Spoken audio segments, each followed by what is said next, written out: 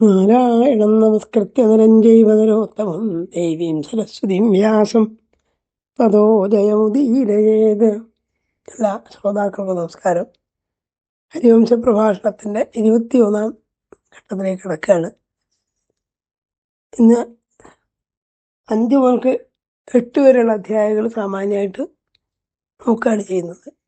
അപ്പോൾ നേരത്തെ മുമ്പത്തെ പ്രഭാഷണത്തിൽ പറഞ്ഞു, ഭഗവാൻ ദേവകീപുത്രനായി മധുരയിൽ ജനിച്ചെങ്കിലും കംസഭയം, ഈ ശത്രുഭയം വിചാരിച്ചിട്ട് ഭഗവാനെ നിർദ്ദേശപ്രകാരം വസുദേവരെ ഒട്ടിയെടുത്തിട്ട് ഗോകുലത്തിലെ നന്ദഗോപപത്നിയായ യശോദയുടെ ശയനാകാരത്ത് കൊണ്ട് കിടത്തി അവിടെ നിന്ന് ആ മായാദേവിയായ പെൺകുട്ടിയെടുത്ത് അതിലേക്ക് തിരിച്ചു വന്നു. ആ കുട്ടിയുടെ കരച്ചിൽ കേട്ടിട്ട് ഈ പ്രസവം നടന്നു തന്നെ കംസം വന്നിട്ട് വധിക്കാൻ നോക്കിയതും വധിക്കാൻ സാധിക്കാതെ തൽക്കാലം നിരാശപ്പെട്ടതും പിന്നീട് ദേവകീ വസുദേവൻ അദ്ദേഹത്തെ സമാധാനിപ്പിച്ചൊക്കെ കേട്ടു കഴിഞ്ഞു. തുടർന്നുള്ള ഭാഗങ്ങളാണ് പിന്നീട് പറയുന്നത്. ഇങ്ങനെ ഈ യശോദ പ്രസവിച്ചതും ദേവകി പ്രസവിച്ച ഒരേ ദിവസമാണ് നേരത്തെ പറഞ്ഞു. അവിടെ മാസം കാലാവധി തികയാതെ 8-ാം മാസത്തിലാണ് പ്രസവിച്ചതെന്നുള്ളത് ഒരു പുതിയ അറിവാണ്. ഭാഗവത്തിൽ അങ്ങനെ പറഞ്ഞിട്ടില്ല. എന്നാൽ ഇങ്ങനെ ഇരിക്കെ വാസുദേവർ ഇപ്പോഴും മധുരയിലാണുള്ളത്.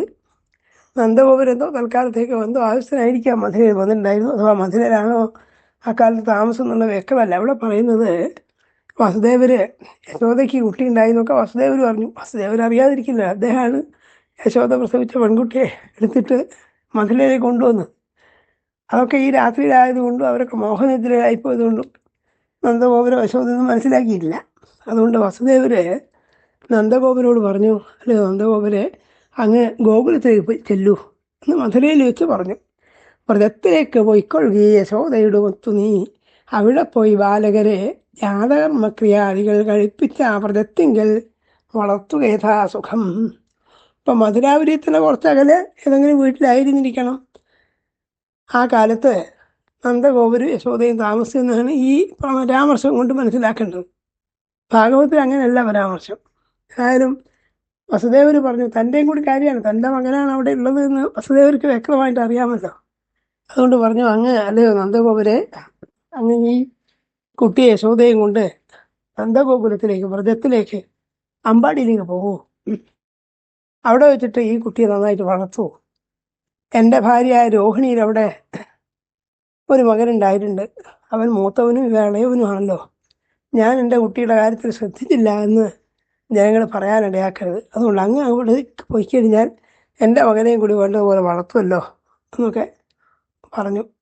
സത്യം വെളിപ്പായിട്ട് താൻ ആ സമയത്ത് സാധിക്കില്ല. അതുകൊണ്ട് പറയാണ്, അവനെൻ്റെ മകനാണണ്ണൻ തമ്പി നിന്നുടെ ഈ മകൻ ഒരുപോലെ ഇരുവേരെയും നോക്കിക്കൊള്ളുക യഥാസുഖം. അതുകൊണ്ട് അങ്ങ് ഗോകുലത്തിൽ ചെന്നിട്ട് രോഹിണീപുത്രനായ പിന്നീട് ബലരാമെന്ന് പ്രസിദ്ധനായ ആ കുട്ടിയെയും, ഈ കുട്ടി ഇപ്പോൾ യശോദയുടെ നിന്ന് നന്ദഗോപുര് വിചാരിക്കുന്ന ഈ കൃഷ്ണയും വേണ്ടതുപോലെ വളർത്തിക്കൊണ്ടിരുന്നു. യഥാർത്ഥത്തിൽ 2 കുട്ടികളും വസുദേവരതാണ്. ഭാര്യ ഒരാന്നേ ഉള്ളൂ. രോഹിണിയാണ് പ്രസവിച്ചത്. പക്ഷെ ദേവകിയാണ് ബലരാമനെ പോലും ആദ്യത്തിലെ ഗർഭം ധരിച്ചതെന്നും പിന്നീട് ആ ഗർഭത്തെ രോഹിണിയിലേക്ക് മാറ്റുക ചെയ്തതെന്നൊക്കെ നേരത്തെ പറഞ്ഞിട്ടുണ്ട്. അതുകൊണ്ട് ഫലത്തിൽ 2 കുട്ടികളും ആരതാണ്? വസുദേവരുടേതാണ്, ദേവകിയുടേതാണ്. പക്ഷെ ലോകദൃഷ്ടിയിൽ ഇപ്പോൾ ഈ കൃഷ്ണൻ യശോദയുടെയും നന്ദഗോപന്റെയും മകനാണ്. അതുകൊണ്ട് ആ ഒരു ലോകബോധ്യത്തെ മാനിച്ചുകൊണ്ടാണ് വസുദേവർ പറയുന്നത് അവിടത്തേക്ക് പൊയ്ക്കുള്ളൂ, അവിടെ നന്നായിട്ട് കളിച്ച് വളരട്ടെ എൻ്റെ കുട്ടികളെന്നാണ്. നന്ദഗോപ വ്രജത്തിങ്കൽ വിളങ്ങും മാറുക നീ, ബാല്യത്തിൽ കളി ഏവർക്കും ബാല്യത്തിൽ ഉഴലും നരൻ, ബാല്യത്തിലെവനും ചണ്ടേനതിനാൽ കരുതിയിടണം. കുട്ടികളെ വളരെ ശ്രദ്ധിച്ച് പോറ്റണം. എല്ലാ കാലത്തും കുട്ടികളെ വളർത്തിക്കൊണ്ട് വിഷമാണ്. കാരണം കുട്ടികൾ പല വികൃതികളൊക്കെ ചെയ്തിട്ട് ബുദ്ധിമുട്ടുണ്ടാക്കുമല്ലോ. ഏതായാലും അവിടെ നന്ദഗോകുലത്തിലും ഭീഷണി ഒഴിയൊന്നുമില്ല. ഇവിടെ കംസൻ്റെ ഉള്ള ഭീഷണിയുണ്ട്. അതുകൊണ്ട് അത് പറയാതെ പറയുകയാണ് ഈ വസുദേവർ ചെയ്യുന്നത്. ഇനി നന്ദഗോകുലത്തിൽ ചെന്ന് കഴിഞ്ഞാലും അവിടെ പ്രദേശങ്ങളിലൊക്കെ കംസൻ പറഞ്ഞേച്ച ദുഷ്ടബുദ്ധികളായ അസുരബുദ്ധികളായ ആൾക്കാരുണ്ടാവും എന്നറിയാം. അതുകൊണ്ട് പറഞ്ഞു, ഭയപ്പെടേണം ഇവിടെ പാപിയായ ഒരു കേശിയെ, ഇഴജാതി ഉൾക്കൂട്ടം പക്ഷിക്കൂട്ടം ഇവൻ്റെയും.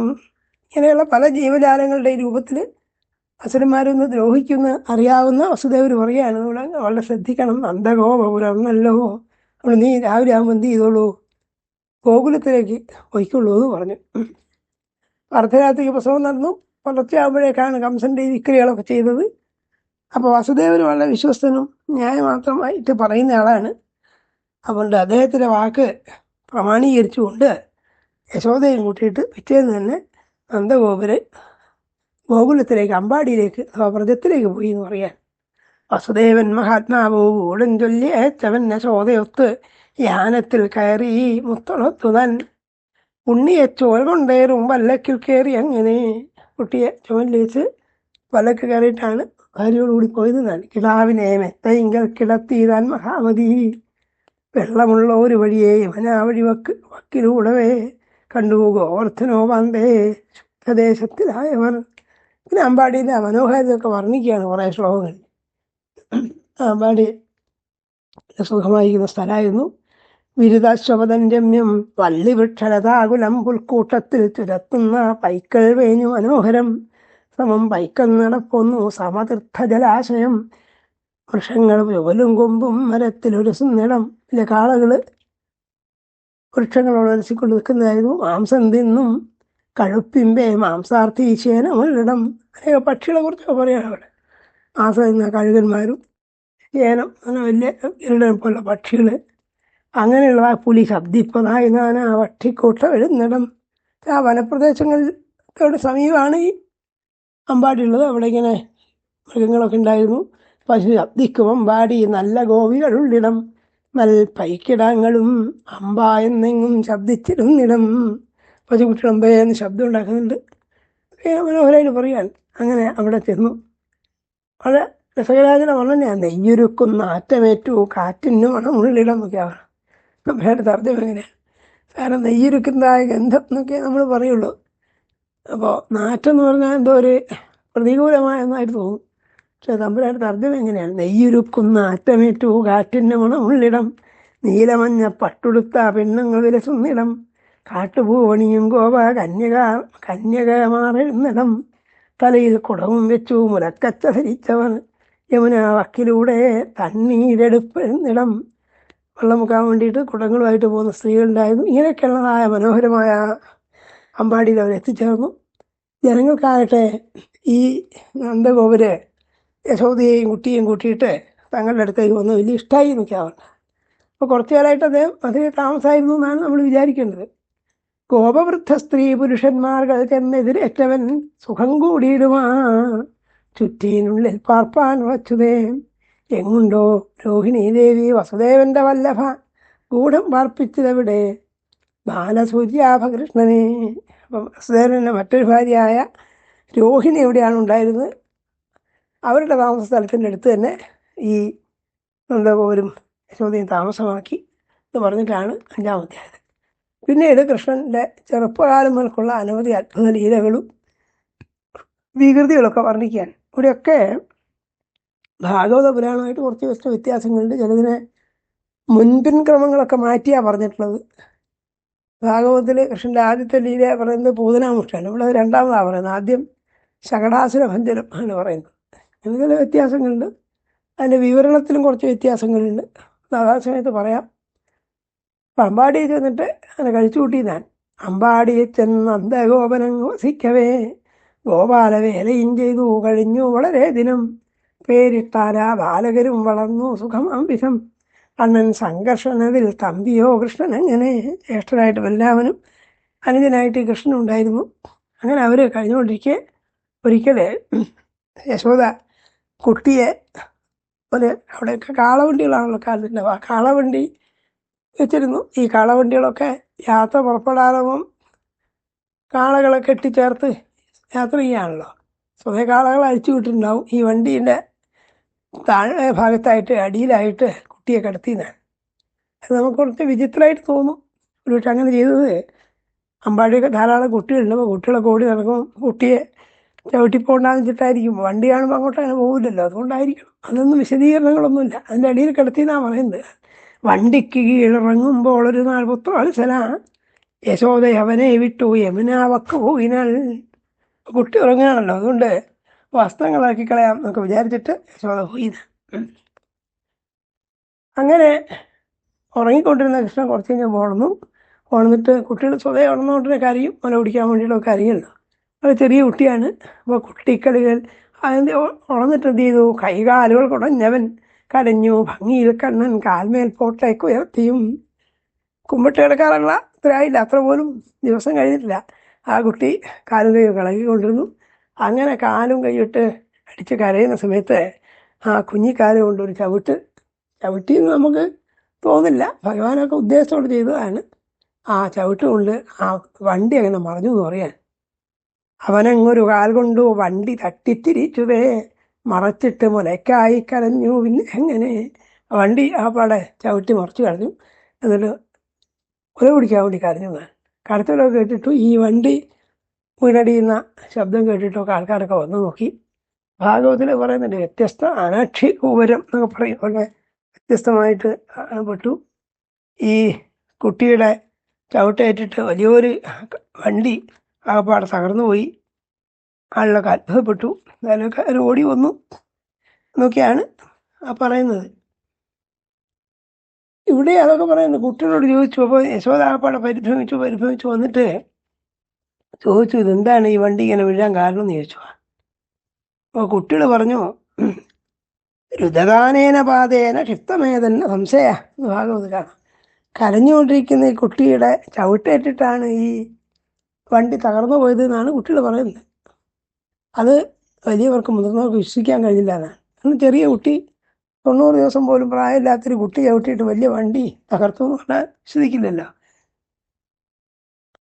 ഇവിടെ ആ കുട്ടികളത് പറഞ്ഞു എന്നൊക്കെ പറഞ്ഞത് അറിഞ്ഞില്ലവളാ വണ്ടി മറിച്ചിട്ടൊരു വാസ്തവം സ്വസ്തി ബാലകനെന്നോതി പ്രീതയായി ഭീതയായവൾ എന്ത് ചൊല്ലിയിടും എന്നുണ്ണി നിന്നച്ഛൻ ബഹുകോപനൻ നീ വണ്ടിക്കീഴിലായി വീണു പെട്ടെന്നിളകി നിൽക്കവേ എനിക്ക് കുളിയെന്തിനു മോശമീ പുഴയാത്രയും ഉണ്ണി വണ്ടി മറിച്ചിട്ടു നീ കീഴായി കണ്ട കാരണം.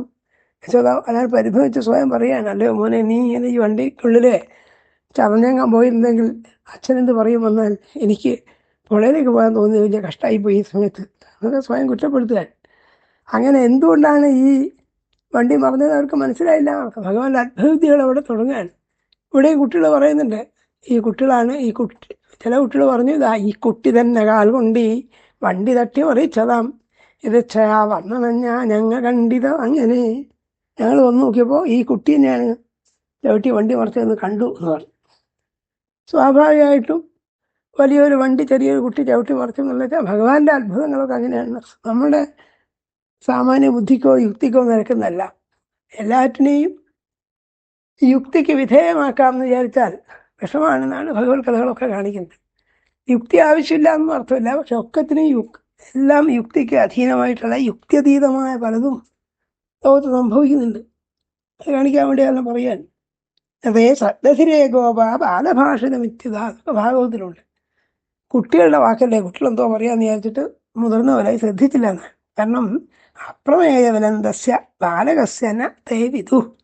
അപ്രമേയബലവാനായിരിക്കുന്ന ഭഗവാനെ പറ്റി അവർക്ക് അറിയായിരുന്നില്ല. അതുകൊണ്ടാണ് ഏതായാലും അപ്പോഴേക്ക് നന്ദഗോപുർ വന്നു. നന്ദഗോപുർ ഈ വണ്ടിയെ പറ്റി ചോദിച്ചു. അപ്പോൾ ഈ കഥകളൊക്കെ പറഞ്ഞു. ഏതായാലും അവരൊക്കെ വളരെ അത്ഭുതപ്പെട്ടു എന്നൊക്കെയാണ് അവിടെ പറയുന്നത്. കുട്ടിക്ക് വല്ല വിഷമം പറ്റിയെന്ന് അറിയാൻ വേണ്ടിയിട്ട് കുട്ടിയെടുത്ത് മുല കൊടുത്തു. കാര്യമായ ക്ലേശങ്ങളൊക്കെ ഉണ്ട്, കുട്ടികൾ മുല കുടിച്ചു എന്ന് വരില്ല എന്നാണ്. വണ്ടിയിൽ പറ്റി നിന്നു വിലപിങ്ങിച്ചു വന്നവൾ കണ്ണന് മുലയും നൽകി ജനൻ രാത്രി ഉറങ്ങവേ കണ്ണൻ മുല കുടിച്ചു മുതൽ പ്രാണനോടൊപ്പം. പിന്നെ ആണ് ഇവിടെ പൂതനാമോക്ഷം പറയുന്നത്. ഭാഗവത്തിൽ പൂതനാമോക്ഷം ആദ്യമാണ്, ഇവിടെ രണ്ടാമതാണ്. അപ്പോൾ ഇവിടെ ഒരു വ്യത്യാസമുള്ളത്, പൂതനയെ ഒരു പക്ഷിണിയായിട്ട്, ഒരു പെൺപക്ഷിയായിട്ടാണ് പറഞ്ഞത്. അത് പറയാണ്, കംസഭോജൻ തൻ്റെ ധാത്രി പൂതനാഖ്യ പുകഴ്ന്നവൾ പൂതനാക്കിയ പക്ഷിണിയാൾ പ്രാണിഭീഷണ ഘോരയാൾ. പക്ഷി രൂപത്തിലാണ് വന്നതൊന്നും ഭാഗവത്തില്ല.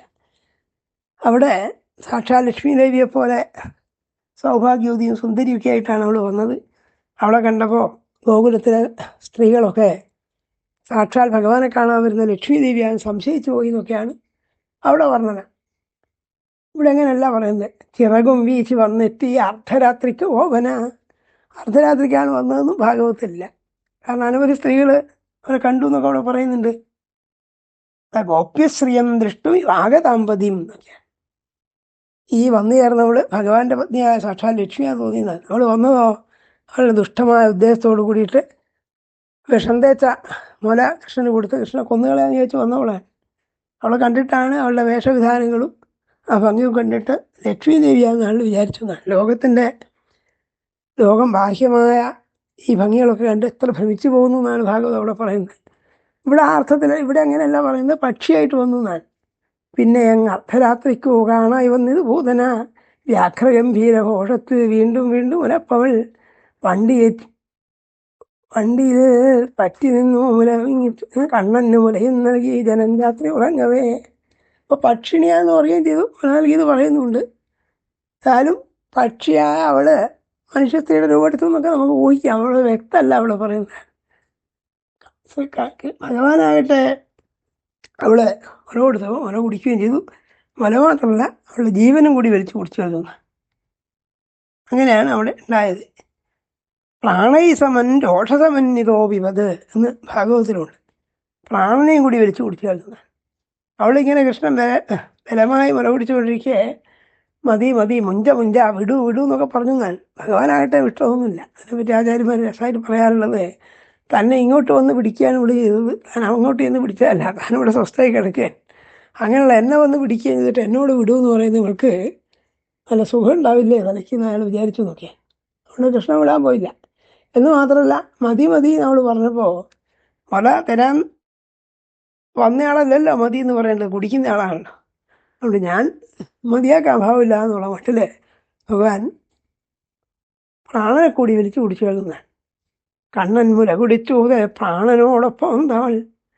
പ്രാണനോടൊപ്പം ആർത്തവൾ പെട്ടെന്ന് മുലയേറ്റുള്ളവ മണ്ണിൽ വീണിത് പക്ഷിണീന്ന്. ഇങ്ങനെ ആസകലം അവൾക്ക് കോച്ചി വിളിക്കുന്ന പോലെ തോന്നി, പ്രാണൻ തന്നെ പറഞ്ഞു പോകുന്ന തോന്നി. അവൾ ആർത്തലച്ചു, ശബ്ദത്തോടൊരു താഴെ വീഴുകയും ചെയ്തു. ആ ശബ്ദം കേട്ട് ഞെട്ടിയിട്ടങ്ങുണർന്നു പേടിയോടുടൻ നന്ദഗോപാദി ഗോപന്മാരുടരുന്നോര് യശോദയും അവർ കണ്ടു ബോധമറ്റു മുലയേറ്റവണത്തതാ മഞ്ഞ് വീണ പൂതനയെ വജ്രമേറ്റ അദ്രി പോലവേ. വലിയ മലയങ്ങാൻ വീണ പോലെ എന്നാണ്. പണ്ട് ഇന്ദ്രൻ വജ്രായുധം കൊണ്ട് മലകളിലൊക്കെ പർവ്വതങ്ങൾക്കൊക്കെ പഴയ കാലത്ത് ചിറകുണ്ടായിരുന്നു എന്ന് പുരാണത്തിലുണ്ട്. ആ ചിറകുകളൊക്കെ വജ്രായുധം കൊണ്ട് ഇന്ദ്രൻ വെട്ടിക്കളഞ്ഞു. അപ്പോൾ അവരൊക്കെ വലിയ മലകളൊക്കെ താഴേക്ക് വീണുന്നാണ്. അതുപോലെ ഇവള് വീണുന്നാണ്. ഇതെന്താണെന്ന് പേടിച്ചിട്ട് ആർ ചെയ്തതുള്ളിൽ നിന്ന് പോയി നന്ദഗോപൻ മുതൽക്കുള്ള ഗോപന്മാർ എന്ന് കൂടിനാണ്. രാത്രിയാണല്ലോ, അതിന് വലിയ ശബ്ദം കേട്ട് ആൾക്കാരൊക്കെ വന്നു. ആ പാടെ പരിഭവിച്ചു. ആശ്ചര്യം തന്നെ ഇങ്ങനെ പറഞ്ഞു. ആശ്ചര്യം എന്ന് ചൊല്ലി വീടുകൾ പോകിലാണ്. രാത്രി പല നിൽക്കുന്നു. അടുത്തടുത്താണ് ഈ ഗോപസ്ത്രീകളുടെയൊക്കെ വീട്. അവരൊക്കെ ഇവിടെ വന്നിരുന്നു. അവരൊക്കെ ഈ ഇതൊക്കെ കണ്ട് പരിഭവിച്ചിട്ട് പോവുകയും ചെയ്തു. ഭാഗവതിലൊക്കെ കുറച്ച് വ്യത്യാസമുണ്ട്. യശോദയെ കുട്ടിയെടുത്ത് മുല കൊടുത്തു. അതിനുശേഷം ഗോപസ്ത്രീകൾ കുട്ടിക്ക് ഭയമൊന്നും വരാതിരിക്കാൻ വേണ്ടിയിട്ട് ചില മന്ത്രവാദങ്ങളൊക്കെ ചെയ്തു. ഭഗവാനോട് തന്നെ ഇദ്ദേഹത്തെ രക്ഷിക്കണമെന്ന് പറഞ്ഞു. ഛയാനം പാതു മാധവം എന്നൊക്കെയുള്ള അവ്യാജലംഘ്രി മണിമനസ്തവ അന്വധോരു എന്നൊക്കെ മനോഹരായ ശ്ലോകങ്ങളൊക്കെ ഉണ്ട് അവിടെ. ഇവിടെ അതൊന്നും പറഞ്ഞിട്ടില്ല. എന്നിട്ട് ഈ ചില മന്ത്രവാദങ്ങൾ ചെയ്തു. ഈ പൂതനയുടെ ശരീരം വളരെ ഭീകരമായിരുന്നു, വളരെ ഭീമമായിരുന്നു. അതുകൊണ്ട് അതിനെ ഈ കൈമഴുക്കളെ കൊണ്ടൊക്കെ വെട്ടി ചെറുതാക്കിയിട്ടാണ് ദഹിപ്പിക്കാൻ കൊണ്ടുപോയതെന്നും, ദഹിപ്പിക്കാൻ തുടങ്ങിയപ്പോൾ അത്ഭുതകരമായ രീതിയിൽ ആ ശരീരം ദഹിച്ചു തുടങ്ങിയപ്പോൾ വലിയ സുഗന്ധമാണ് പുറത്തു വന്നതെന്നും, അകിലോ ചന്ദനമൊക്കെ ദഹിപ്പിക്കുമ്പോഴുള്ളതായ സുഗന്ധം ഉണ്ടായി എന്നൊക്കെയാണ് ഭാഗവതത്തിൽ. ഇവിടെ അതൊന്നും വിസ്തരിച്ച് പറഞ്ഞിട്ടില്ല. യശോദ പേടിയോടോതി ഞാൻ അറിഞ്ഞില്ല ഇങ്ങനെ ഈ കുട്ടിയോടൊത്ത് ഉറങ്ങിയിട്ട് ഈ ഒച്ച കേട്ടിട്ടുണ്ടെന്നു. ഞാൻ ആൾക്കാർ ചോദിച്ചു എന്താ ഉണ്ടായതൊക്കെ ആളുടെ ചോദിച്ചുകൊണ്ടിരിക്കുമല്ലോ. അപ്പോൾ യശോദ പറഞ്ഞു ഞാൻ ഒന്നും അറിയില്ല, ഞാൻ ഈ കുട്ടിയോട് കൂടി ഉറങ്ങായിരുന്നു, ശബ്ദം കേട്ടാണ് ഉണർന്നതെന്ന് പറഞ്ഞു. എന്തായാലും ഇതിൻ്റെയൊക്കെ പുറകിലെ ദുഷ്ടബുദ്ധിയായ കംസൻ്റെ എന്തോ കൈകൾ പ്രവർത്തിക്കുന്നുണ്ടാവാമെന്ന് സാമാന്യം അവർക്ക് തോന്നി. അവിടെ സൂചിപ്പിക്കുന്നുണ്ട്. കംസനെ പേടിച്ചിതേറ്റം വിസ്മയം കൊണ്ട് ഇങ്ങനെ കംസന്റെ വിദ്യകളാണിത്. കംസൻ തന്നെ ഏതോ മായാസ്വരൂപികളെ അയച്ചതായിരിക്കാം അവർ വിചാരിക്കുകയും ചെയ്തു. അപ്പോൾ പൂതന മോക്ഷം എന്നുള്ള പദവും ഇവിടെ പറഞ്ഞിട്ടില്ല. യഥാർത്ഥത്തിൽ ഭാഗവതത്തിലാട്ടെ ഭഗവാന്റെ ശരീരസ്പർശം കൊണ്ട് അവൾക്ക് മുക്തി തന്നെ കിട്ടി. അതുകൊണ്ടാണ് ഈ ചന്ദനത്തിൻ്റെ സുഗന്ധം ഉണ്ടായതെന്നൊക്കെ പറയുക ചെയ്യുന്നത്. അപ്പോൾ തന്നെ കൊല്ലാൻ വേണ്ടി വന്നവളാണെങ്കിൽ പോലും പൂതനയ്ക്ക് പോലും കൃഷ്ണാവതാരത്തിന് മോക്ഷം തന്നെ കൊടുത്തോ, ജിഹാംസയാബി എന്ന് പറയുന്നത്, കൊല്ലാൻ വേണ്ടി വന്നവളാണ്. അങ്ങനെയുള്ള ആ പൂതനയ്ക്ക് പോലും മോക്ഷം നൽകിയവനാണ് ഭഗവാൻ. അങ്ങനെ ഇരിക്കുന്ന ഭഗവാനെ ശ്രദ്ധയോട് കൂടിയിട്ട് ഭജിക്കുന്നവർക്ക് എന്താണ് ലഭിക്കാത്തത് എന്നൊക്കെ ഭാഗവതം അതിനെപ്പറ്റി പറയും. പക്ഷെ ഇവിടെ അത്തരം പരാമർശങ്ങളൊന്നുമില്ല. പക്ഷിണി രൂപത്തിലാണ് വന്നതെന്ന് അവളെ കൊന്നു. പിന്നെയുള്ളത് ഹരിവംശത്തിൽ യമളാർജുന ഭഞ്ജനം, 2 മരുത് വൃക്ഷങ്ങൾ ഭഗവാൻ വീഴ്ത്തിയതിനെ കുറിച്ചാണ്. ഭാഗവതത്തിലാട്ടെ ഇത് കഴിഞ്ഞാൽ ഉടനെ പറയുന്നത് ഈ തൃണാവർത്തൻ എന്ന് പറഞ്ഞൊരു അസുരൻ കൊടുങ്കാറ്റിൻ്റെ രൂപത്തിൽ, ചുഴലിക്കാറ്റിൻ്റെ രൂപത്തിൽ വന്നിട്ട് ഭഗവാൻ എടുത്തുകൊണ്ടുപോയി ഭഗവാൻ അയാളെ കൊന്നു എന്നുള്ളതാണ്. ആ ഭാഗം ഇവിടെ പറഞ്ഞിട്ടേ ഇല്ല. യമളാർജുന ഭംഗം എന്ന് പറയുന്ന ഭാഗം തന്നെ പ്രസിദ്ധമായ ഉലൂഖല ബന്ധനുമായിട്ട് ബന്ധപ്പെട്ടതാണ്. ഉലൂഖലത്തെ ഒരളി നടത്തി. കൃഷ്ണൻ്റെ ഈ വികൃതികളൊക്കെ അസഹനീയമായപ്പോൾ ഒരിക്കലേ കയർക്കുകളൊക്കെ ഉടച്ചു കളഞ്ഞു. അതിലൊക്കെ കോപിച്ചിട്ട് തൽക്കാലം ഇതിൻ്റെ വികൃതി അവസാനിപ്പിക്കുമെന്ന് വിചാരിച്ചിട്ട് യശോദ കൃഷ്ണൻ്റെ വയറിന് ഒരു കയറ് അമർത്തി കെട്ടിയിട്ട് ആ കയറിൻ്റെ അങ്ങേയറ്റം ഒരലിനോട് കെട്ടി. അപ്പോൾ ഒരൽ കുറച്ച് ഭാരമുള്ളതാണല്ലോ, കുട്ടി ഇവിടെ പോവില്ല. കയറി വന്നാൽ ഈ കയറിന് എത്താവുന്ന നീളം വരെ വട്ടത്തിൽ ചുറ്റുകയുള്ളൂ. നമ്മൾ പശുക്കളെയൊക്കെ കെട്ടുന്ന പോലെ കെട്ടിയെന്നാണ്. വയറിനോട് കൂട്ടിയിട്ട് കയറ് കൊണ്ട് കെട്ടിയതുകൊണ്ടാണ് അദ്ദേഹത്തിന് ദാമോദരൻ എന്ന് പേരുണ്ടായത്. ദാമത്തെ കയറ്, ഉദരം വയറ്. അപ്പോൾ കയറും വയറും കൂടി കെട്ടിയിട്ട് അതിൻ്റെ അങ്ങേത്തല ഒരലിനോട് കെട്ടി. പഴയകാലത്ത് കരിങ്കല്ലിൻ്റെ ഒരലുണ്ടാവും, ഇനി വലിയ മരത്തിൻ്റെ ഒരു, വലിയ വിശദാംശങ്ങളൊന്നും ഇവിടെ പറഞ്ഞിട്ടില്ല. അങ്ങനെ ഇവിടെ നിൽക്കുന്നുണ്ട് പോയി നോക്കിയാണ് അവിടെ ഉള്ളത്. ഭഗവാനായിട്ട് ഈ ഒരൽ പതുക്കെ പതുക്കെ വലിച്ചു കൊണ്ടുപോയി വടക്ക് ഭാഗത്തേക്ക് ചെന്നിട്ട് അവിടെ ഗോപുരദ്വാരത്തിലുണ്ടായിരുന്ന 2 മരുത് വൃക്ഷങ്ങളുണ്ടായിരുന്നു. അതിൻ്റെ ഇടയിലൂടെ വലിച്ചപ്പോൾ ആ 2 വൃക്ഷങ്ങളും പൊട്ടി വീണു എന്നാണ് അത്ഭുതകരമായ യമളാർജുന ഭഞ്ജനം. അപ്പോൾ അങ്ങനെ പൊട്ടി വീണ ആ മരത്തിനുള്ളിൽ നിന്ന് ശാപം കൊണ്ട് മരങ്ങളായി തീർന്ന 2 പേരുണ്ടായിരുന്നു. അവർ പുറത്തേക്ക് വന്നിട്ട് ഭഗവാനൊക്കെ സ്തുതിച്ചു. അവർ കുബേരൻ്റെ മക്കളും അനുയായികളൊക്കെ ആയിരുന്നു. അവരെ പണ്ട് നാരദനാണ് ചോദിച്ചത് അവരുടെ അഹങ്കാരം കണ്ടിട്ടെന്നൊക്കെ 9-10 അധ്യായങ്ങളിലായിട്ട് ഭാഗവതത്തിൽ വിസ്തരിച്ച് പറഞ്ഞിട്ടുണ്ട്. ഇവിടെ അങ്ങനത്തെ വിഷയങ്ങളൊന്നും പറയുന്നില്ല. ഈ ഉരല വലിച്ചു കൊണ്ടുപോയി എന്നുള്ള സംഗതി മാത്രമേ പറയുന്നുള്ളൂ. അതൊക്കെയാണ് ഇവിടെയൊക്കെയുള്ള വ്യത്യാസം. പിന്നെ ഈ പൂതനാമോക്ഷം കഴിഞ്ഞ ഉടനെ പറയുന്നത് രാമൻ്റെയും കൃഷ്ണൻ്റെയും കളികളൊക്കെ കുറേ വിസ്തരിച്ച് അവരുടെ മനോഹരമായ ലീലകളൊക്കെ വർണ്ണിക്കുകയാണ് ഇതിനെ ചെയ്യുന്നത്. അവരെന്താ ചെയ്തത്? ഏകവേഷം കൊണ്ട് പോഷിപ്പിച്ച് ഏകശിശുവ്രതം ഏകകാര്യത്തിന് ഏർപ്പെട്ടോ 2ആയി നിന്ന് ഏകദേഹികൾ ഏകകാര്യ മഹാവീരേകുന്നു ശിശുവായവർ. കുട്ടികളാണെങ്കിൽ മഹാവീരന്മാരായിട്ട് കളിച്ചു. അവർ 2 പേരും ഒരേ കാര്യത്തിൽ തന്നെ ഉത്സാഹിച്ചു. 2 ദേഹം ഉണ്ടെന്ന് മാത്രമേ ഉള്ളൂ. ഒരേ മനസ്സായിരുന്നു ഈ ബലരാമനും കൃഷ്ണനും. ഒരേ കളിയെ കളിച്ചു. ചെറിയ വയസ്സ് തന്നെ പറയാം, ബലരാമനാണ് മൂത്തവെന്ന് മാത്രമേ ഉള്ളൂ. ബാക്കി അവർ 2 എപ്പോഴും ഒരുപോലെ കളിച്ചു എന്നാണ്. അന്യോന്യമിട ചേർന്നുള്ള ആ കളി കൊണ്ട് വിളങ്ങിയോർ വാനിൽ അന്യോന്യ കിരണമേറ്റ ചന്ദ്രാർക്ക പോലവേ എല്ലായിടവും ചെല്ലുമവർ പാമ്പൊക്കും കൈകളുള്ളവർ പൊടിയേറ്റവർ ശോഭിച്ചു. നൃത്തേഭ കുട്ടി മനസ്സിലായി. ഇപ്പം താനക്കുട്ടികളെ പോലെ കളിച്ചു. ചിലയിടം ചാമ്പലും മെയ്യിൽ ചാണകവും പറ്റി എങ്ങനെ ആഗ്നേയവാരന്മാരെപ്പോൾ ആ ബാലരോടിക്കളിച്ചുതേ. ചിലയിടം മുട്ടുകുത്തിക്കൊണ്ടിഴഞ്ഞ അഞ്ഞോർ വിളങ്ങിനാർ വത്സശാലകളെ ചാണം മൂടി മെയ്ക്കൊളിയേറ്റവർ. ഗോകുലത്തിലാണ് പശുപാലക വൃത്തനെയാണ്. അവിടെ എല്ലാവരും ഓടി നടന്നു, ചാണകമൊക്കെ മേലെ പറ്റി. ഇങ്ങനെയൊക്കെ കുറേ ശ്ലോകങ്ങളിൽ അങ്ങനെ സ്ഥിരിക്കുകയാണ്. അതിനിടയ്ക്കാണ് ഈ കൃഷ്ണൻ്റെ അമിതമായ വീതി കണ്ടിട്ട് സഹിക്ക വയ്യാതെ, ഈ വീതികളൊന്നും ഇവിടെ വിസ്തരിച്ച് പറഞ്ഞിട്ടില്ല. ഭാഗവതത്തിലും ഗർഗഭാഗത്തിലൊക്കെ ഭഗവാൻ പല ഗോപസ്ത്രീകളുടെ വീട്ടിലും ചെയ്ത ചെറിയ ചെറിയ മോഷണങ്ങൾ, അതുകൊണ്ട് അവർക്കുണ്ടായ ക്ലേശങ്ങൾ, കൃഷ്ണൻ്റെ വികൃതികളൊക്കെ വിസ്തരിച്ച് പറഞ്ഞിട്ടുണ്ട്. അതൊക്കെ കണ്ട് യശോദ പക്ഷേ അക്കാലത്ത് ഈ ഗോപസ്ത്രീകൾ പറയുന്നത് വിശ്വസിച്ചില്ല. ഒടുവിൽ തൻ്റെ മുമ്പിൽ തന്നെ ആ വികൃതി അദ്ദേഹം പ്രകടിപ്പിച്ചു. തൈർക്കുളം ഉടച്ചു കളഞ്ഞു. അപ്പോഴാണ് ദേഷ്യം വന്നിട്ട് ഒരലോട് ചേർത്ത് കെട്ടി തന്നെ. ഇവിടെ അതൊന്നും അത്ര വിസ്തരിക്കുന്നില്ല. യശോദ കോപിച്ച് എന്തുകൊണ്ടാണ് ചെയ്തത്? വ്രജം തോറും ചെന്ന് തോന്നിവാസം കാട്ടുന്ന ആകിലും എന്നൊരു വാക്കേ അവിടെ പറഞ്ഞുള്ളൂ. എന്തൊക്കെയാണ് കൃഷ്ണൻ മറ്റു വീടുകളിൽ ചെന്ന് ഗോപസ്ത്രീകൾക്ക് ബുദ്ധിമുട്ടുണ്ടാക്കിയെന്ന് വിസ്തരിച്ചിട്ടേ ഇല്ല.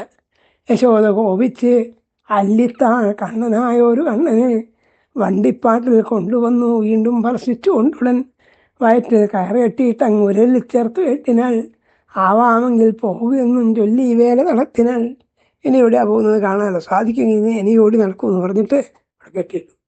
വലിയ ഒരെല്ലാം വലിച്ചിട്ട് ഈ വയറ്റിൽ കെട്ടിയ കയറോട് കൂടി ഇയാൾ പോകുമെന്ന് വിചാരിച്ചില്ല. പക്ഷേ കൃഷ്ണൻ എന്ത് ചെയ്തു? സാവകാശത്തിൽ മുറ്റത്ത് ഇറങ്ങിയിട്ട് കണ്ണൻ മുറ്റത്തുനിന്ന് പോന്നു അങ്ങ് ഉരൽ കൂടെ വലിച്ചവൻ കാട്ടിൽ കൂറ്റൻ നീർമരുതെന്ന് നിലനിൽക്കുന്നതിനിടെ വലിയ മരുന്ന് വൃക്ഷങ്ങളുണ്ടായിരുന്നു, അതിൻ്റെ ഇടയിലൂടെ വലിച്ചു, അത് വീണു. ഇതൊന്നും അവിടെ നിന്ന് രണ്ടുപേര് പുറത്തു വന്നു, അവർ കേമായി സ്തുതിച്ചു എന്നൊക്കെയുള്ള ഭാഗവതത്തിൽ വളരെ പ്രധാനപ്പെട്ട ഭാഗമാണ്. അവരുടെ ഭക്തിനിർഭരമായ സ്തുതിയാണ്. അവിടെയാണ് ഞങ്ങളുടെ കണ്ണുകളുകൊണ്ട് സദ്യകളെ കാണാൻ കഴിയട്ടെ, ഞങ്ങളുടെ വാക്കുകളൊക്കെ അങ്ങേക്ക് സ്തുതിയായിരിക്കട്ടെ എന്നൊക്കെ അർത്ഥഗംഭീരമായ സ്തുതിയൊക്കെ ഉണ്ട്. ഒന്നും ഇവിടെ പറഞ്ഞില്ല. അവൻ വലിക്കവേ കേട്ടുള്ളുരൽ വീണു ഇലങ്ങനെ തടഞ്ഞ നീർമരുതുക്കൾ വലിച്ചു വേരോടൊപ്പമേ കെട്ടിയൂക്കിൽ വലിച്ചിടുന്ന നീർമരുത് രണ്ടുമേ വേർ കൊമ്പുകളോടും പൊട്ടി ചരിച്ചു നടുക്കവൻ. ഈ വൃക്ഷങ്ങൾ ഇങ്ങനെ വലിയ വൃക്ഷങ്ങളാണ്, അത് കൊമ്പുകളൊക്കെ ഇടിഞ്ഞത് വീണെങ്കിലും അതിന് നടുക്കുകൂടി യാതൊരു ഭയവും ഇല്ലാതെ കൃഷ്ണൻ സഞ്ചരിച്ചു എന്നാണ്. അപ്പോൾ ഈ ശബ്ദമൊക്കെ കേട്ടിട്ട് സ്വാഭാവികമായിട്ടും ആൾക്കാരൊക്കെ ഓടി വന്നു, വിളിച്ചാർത്ത് അത്ഭുതപ്പെട്ടു. കുട്ടികളൊക്കെയാണ് ആദ്യം കണ്ടത്. കുട്ടികൾ എന്നിട്ട് യശോദയോട് പറഞ്ഞത്, നിൻ്റെ മകൻ ഒരലും വിരിച്ച് പോയിട്ട് ആ മരത്തിൻ്റെ ഇടയിൽ ചെന്ന് വിട്ടു, മരങ്ങൾ വീണു, വരൂ യശോദേ വേഗം നീ വരൂ, നിൽക്കുന്നു എന്തു നീ വ്രതത്തിങ്കൽ സത്യാർത്ഥതങ്ങൾ ആ നീർമരുത് രണ്ടുമേ മഹീരുവങ്ങൾ നിന്നുണ്ണിയുടെ മേൽ വന്നു വീണുവേ. ഉറച്ച കര കൊണ്ടിട്ടു വയറ്റിൽ കെട്ടുകെട്ടവൻ വൃക്ഷങ്ങൾ കടിയിൽപ്പെട്ടു ചരിപ്പൂ നിന്റെ നന്ദനൻ എഴുന്നേൽക്കൂ മൂഢേ ദുർമേധേ ബുധമാനിനി എന്നൊക്കെ കുറെ കുറ്റപ്പെടുത്തിയ വലിയ ബുദ്ധിയുള്ളവളാന്നൊക്കെ വിചാരിച്ചാൽ ആരെങ്കിലും ഈ കുട്ടിയൊക്കെ ഇങ്ങനെ വയറിനൊക്കെ ചേർത്തിട്ട് ഒരെല്ലോടൊക്കെ കെട്ടുമോ എന്നൊക്കെ അവർ കുറെ കലശല് കൂട്ടി. ജീവിക്കും മകനെ മൃത്യു മുഖാൽ കൊണ്ടിങ്ങ് ഒരു നീ. ഭാഗ്യത്തിന് കുട്ടി കാര്യമായിട്ടൊന്നും പറ്റിയില്ല, മരിച്ചില്ല. വലിയ വൃക്ഷങ്ങൾ തലയിൽ വീണ്ടുന്നതെങ്കിലുള്ള സ്ഥിതി എന്താണ് എന്നൊക്കെ പറഞ്ഞിട്ട് യശോദയെ കുറെ ശകാരിച്ചു. അവൾ പേടിച്ച് ഏറ്റു ഹാഹാ എന്ന് ആർത്തുടനപ്പോഴേ അവിടെ ഹാഹാ നിലവിളിച്ചുകൊണ്ട് ഓടിച്ചെന്നു. അവൾ കണ്ടാളാ മരങ്ങൾക്കിടയിൽ വാല ഉത്തമേ വയറ്റിൽ കയറും കെട്ടി ഉരുളിട്ട് വലിക്കവേ ആ ഗോപി ഗോപാലവൃദ്ധരോട് ചൊല്ലി പ്രജാന്തരെ. പാപ്പാടെ പരിഭവം ഉണ്ടായി, ലജ്ജയുണ്ടായി, ഒരു പശ്ചാത്താപം ഉണ്ടായി, കുട്ടിയോട് ഇങ്ങനെ ചെയ്തല്ലോ എന്ന് വിചാരിച്ചിട്ട്. ഏതായാലും പലരും പവന്മാർക്ക് അത്ഭുതപ്പെട്ട് പറഞ്ഞു, എന്തേ ഘോഷത്തിനാലംബം ഈ വൃക്ഷങ്ങൾ വീഴുവാൻ. അവർക്കൊന്നും ഭഗവാന്റെ ഈ അമാനുഷികമായ സംഗതികളൊന്നും മനസ്സിലായിരുന്നില്ല. അതുകൊണ്ട് അവർ വിചാരിച്ച് ഈ വൃക്ഷങ്ങൾ എങ്ങനെ വീണു, കാറ്റൊന്നും അടിക്കുന്നില്ലല്ലോ, മഴയോ കാറ്റൊന്നുമില്ല, പിന്നെ എന്തുകൊണ്ടാണ് ഇങ്ങനെ ചെയ്തത്? കാറ്റുമെന്നേ വർഷമെന്നേ മിന്ന തന്നേക്കലെന്നിയേ. അത് വലിയ ഇടിമിന്നലൊക്കെ ഉണ്ടാകും, വൃക്ഷങ്ങളൊക്കെ വീണു വരാം. അങ്ങനെയല്ല, ആന ചെയ്യും ദോഷമെന്നേ, അല്ല കാട്ടാനകളൊക്കെ വന്നിട്ട് മരങ്ങളൊക്കെ കുത്തിമറിച്ചിട്ടു എന്ന് വരാം. അതുമല്ല, അയ്യോ ശോഭിക്കാതെ വേരറ്റി അർജുനൻ ദ്വയം നിലത്തു വീണിരുമരം നീരൊഴിഞ്ഞ ഉൾപ്പടി. ഇങ്ങനെയൊക്കെ ഒരത്ഭുതങ്ങളൊക്കെ പറഞ്ഞു. ഇങ്ങനെയുള്ള ചില അത്ഭുതങ്ങൾ കാണിച്ചു പോകാൻ ഇപ്പോൾ പൂതനാമോക്ഷം തൃണാവർത്തൻ്റെ ഇവിടെ പറഞ്ഞിട്ടില്ല. ഈ കഥകളൊക്കെ കേട്ട് ഈ വിഷമങ്ങളും ഇതൊക്കെ ദുർനിമിത്തങ്ങളായി കണക്കാക്കിയിട്ടാണ് പിന്നീട് ഈ വ്രതത്തിൽ നിന്ന് അമ്പാടിയിൽ നിന്ന് അവർ വൃന്ദാവനത്തിലേക്ക് താമസം മാറ്റുന്നത്. മറ്റേ വിസ്തരിച്ച ചർച്ചയൊക്കെ ഭാഗവത്തിലുണ്ട്. ഉപനന്ദൻ എന്ന് പറയുന്ന ഒരു ഗോപൻ പറഞ്ഞു, ഇവിടെ അടുത്ത് വൃന്ദാവൻ എന്ന പേരുള്ളതായ പുതിയ കാടാണ്, ഇഷ്ടംപോലെ പുല്ലും വെള്ളവും കിട്ടുന്ന സ്ഥലമാണ്, പശുക്കളെ മേക്കാൻ സൗകര്യമാണ്, ഇവിടെ ആയിട്ട് ധാരാളം ദുർനിമിത്തങ്ങളൊക്കെ കാണുകയും ചെയ്തല്ലോ, അതുകൊണ്ട് അങ്ങോട്ട് പോകാമെന്ന് പറഞ്ഞ് ഗോപന്മാർ അവർക്ക് അങ്ങനെ സുസ്ഥിരമായ കെട്ടിടങ്ങളൊന്നുമില്ല. അവരിതൊക്കെ ഒരു ടെൻറ്റ് കെട്ടുന്ന പോലെ കെട്ടുന്നതാണ്. അതൊക്കെ കുതിരവണ്ടിയിലും കാളവണ്ടിയിലൊക്കെ ആയി വെച്ചിട്ട് അവർക്ക് കൂടി നന്ദഗോപുരത്തിൽ നിന്ന് വൃന്ദാവനത്തിലേക്ക് പോയി എന്നൊക്കെയാണ് ഭാഗവത്തിൽ പറഞ്ഞത്. ഇവിടെ ഈ വൃന്ദാവനത്തിലേക്ക് പോകുന്നതിനെ പറ്റി പറയുന്നുണ്ട്, പക്ഷെ ഇങ്ങനെ ഒക്കെ വിസ്തരിച്ച് പറഞ്ഞില്ല. മുറ്റുമാ ഗോപജനവും വ്രജത്തേക്കും എമിഞ്ഞതേ അവനാ പേരൊടും കണ്ണൻ ദാമം കൊണ്ടുള്ള ബന്ധനാൽ ഗോഷ്ഠേ ഗോപികളാൽ ചൊല്ലപ്പെട്ടു ദാമോദരാഖ്യാൻ. ഇങ്ങനെ വയറിൻ്റെ മേലെ കയറ് കെട്ടിയല്ലോ, അതുകൊണ്ടാണ് ഇദ്ദേഹം ദാമോദരാഖ്യ എന്നുള്ള കഥകളൊക്കെ ആൾ പറഞ്ഞതാണ്. ഇനി പറയാൻ പോകുന്ന കഥകളൊക്കെ വൃന്ദാവനത്തിൽ ചെന്നതിന് ശേഷം അവിടെ വെച്ചുള്ളതായ അത്ഭുത ലീലകൾ ഒക്കെയാണ് ഞാൻ വർണ്ണിക്കുന്നത്. അവിടെയും ഈ കംസൻ്റെ അനുചരന്മാരായ രാക്ഷസന്മാർ, അസുരബുദ്ധികളായ ആളുകൾ വന്നിട്ട് പല വേഷത്തിൽ, പക്ഷിയുടെ രൂപത്തിൽ, പാമ്പിൻ്റെ രൂപത്തിൽ, കുതിരയുടെ രൂപത്തിൽ, പല രൂപത്തിലും വന്നിട്ട് ഭഗവാനെ പരീക്ഷിക്കുകയും ഭഗവാനെ വധിക്കാൻ ശ്രമിക്കുകയും ചെയ്തു. പക്ഷേ അത്തരം വധശ്രമങ്ങൾ അതിജീവിച്ചു എന്ന് മാത്രമല്ല, അവരൊക്കെ കൃഷ്ണൻ വധിക്കുകയും ചെയ്തു. ഇനി കംസവധം വരെ യഥാർത്ഥത്തിൽ ഇങ്ങനെ കുറേ അത്ഭുത കാളിയമർദ്ദനം മുതലായ കഥകളൊക്കെയാണ്. ഒക്കെ ഇനി അടുത്ത പ്രഭാഷണങ്ങളിലായിട്ട് കേൾക്കാം. തൽക്കാലം ഇവിടെ ഉപസംഹരിക്കുകയാണ്. നമസ്കാരം.